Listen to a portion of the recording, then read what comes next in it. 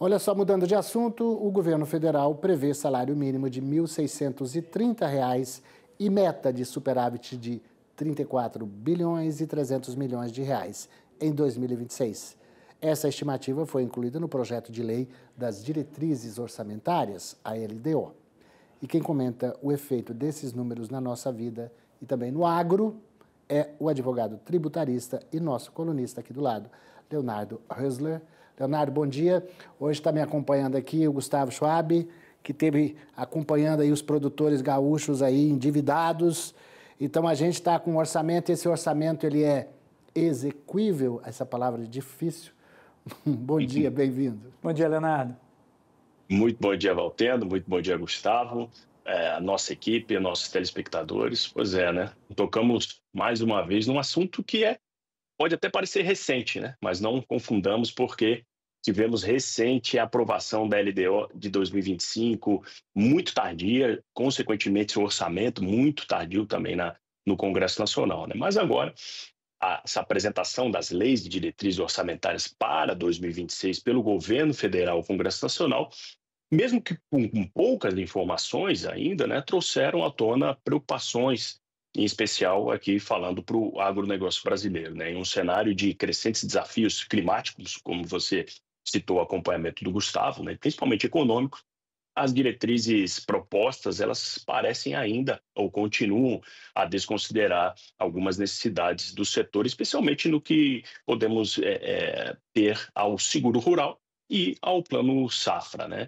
É importante lembrar aqui que tivemos, no fim do ano de 2024, uma resolução do CMN ligado ao Banco Central, que alterou as regras do Programa de Garantia de Atividade Agropecuária, o PROAGRO, né? Ele estabeleceu a redução da cobertura máxima de 100% para 85% das perdas, além de diminuir o limite de enquadramento dos produtores. Algo em torno de 330 mil para 270 por ano agrícola. E essas mudanças elas já foram pensadas, e agora nós começamos a entender, com esse projeto apresentado, porque estão ali representando uma economia de aproximadamente 4 bilhões ao governo federal. Mas essa economia fiscal ela pode resultar em custos sociais e econômicos elevados, porque trazendo uma redução da cobertura do Proagro, temos uma exposição aqui dos produtores, em especial aos pequenos, né, principalmente a riscos financeiros significativos em casos de eventos climáticos adversos, como as secas e chuvas que tivemos aí no ano passado, né? Título de exemplificação, no ano de 2003, as indenizações do Proagro, elas ultrapassaram 5 bilhões devido às secas estiadas aí no centro-sul do país, né?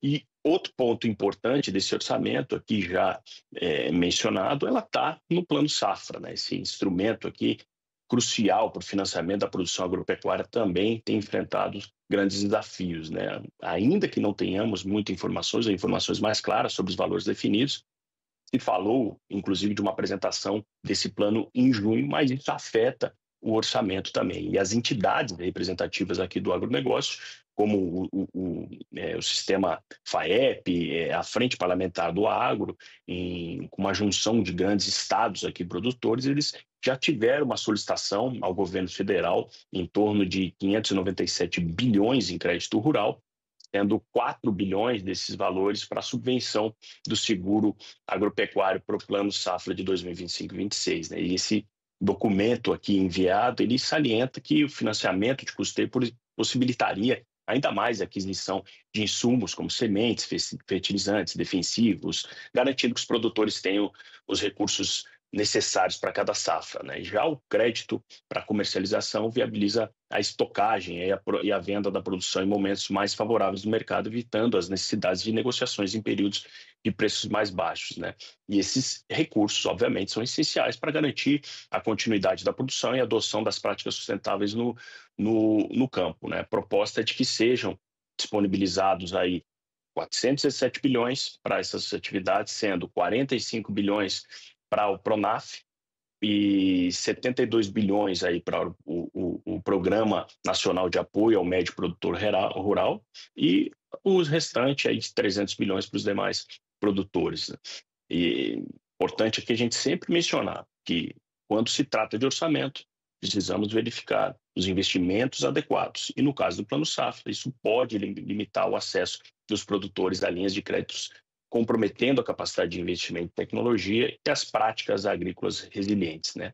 Além disso, né, a ausência dessa previsibilidade nos recursos destinados aqui ao seguro rural dificulta o planejamento e a gestão de riscos pelos produtores. Diante das mudanças climáticas e da crescente frequência de eventos extremos, é importante que o governo federal reavalie essas diretrizes na proposta da LDO 2026 e certamente o Congresso Nacional vai bater muito forte a partir de agora, quando recebe esse projeto, determina uma comissão mista composta por deputados e por senadores, se coloca um relator e esse relator passa a ter esse recebimento das próprias emendas antes de que tenha uma aprovação e aí se jogue adiante esse projeto, Valter. Gustavo, você que está acompanhando, tem alguma pergunta? Eu tenho uma pergunta, Leonardo. A gente precisa saber mais ou menos, porque tem alguns produtores. Eu estive na Tecnoshow em Rio Verde, na semana passada, algumas semanas atrás, e muitos produtores falavam que não apenas o crédito rural é o suficiente para se executar todo o planejamento do plantio. Ele é apenas uma parte, ele é um instrumento. Dentro do Plano Safra, você também acredita que precisaria haver uma linha específica de crédito para produtores que foram afetados por tragédias climáticas, por exemplo, que a gente tem informação, inclusive, que essa indefinição do Plano Safra corre muito por conta, inclusive, Valteno, da definição da taxa de juros por parte do Banco Central, que deve atingir 15% ao ano. Agora, mês que vem, pouco antes do anúncio do Plano Safra, que é dia 30. Então, o Plano Safra já vai vir com uma taxa de juros maior ainda, exatamente. Né? Isso acaba impossibilitando um pouquinho a definição do valor disponibilizado para o Plano Safra. Mas no caso dos produtores que foram afetados por tragédias climáticas, valeria uma linha de crédito específica dentro do Plano Safra só para esse público? Sem dúvida alguma, Gustavo. E conversei com membros ligados à frente parlamentar do agro e uma das ideias a ser levantadas é essa, de fato, né? Entendem como sendo muito difícil, porém é o que hoje teria de mais avançado para você destacar dentro do orçamento, né, trazendo dentro das possibilidades de auxílios, sendo mais assertivo, né, você colocar regramentos em relação a essas pessoas que foram mais atingidas. Esse deve ser também um dos pontos que vão ser debatidos ou talvez até mesmo vindo através de emendas pelos políticos agora nessa comissão mista que inicia essa discussão. Mas a verdade é que políticas públicas eficazes, elas de fato devem priorizar, né, a proteção dos produtores rurais e principalmente garantir acesso a instrumentos de gestão de riscos, como esses seguros agrícolas, obviamente tendo linhas mais robustas e créditos mais acessíveis. E como vocês mesmos já comentaram, por mais que nós tenhamos um lançamento agora no final desse semestre desse ano, a depender da linha de juros que nós tenhamos como resposta do Banco Central, isso já chega defasado, né?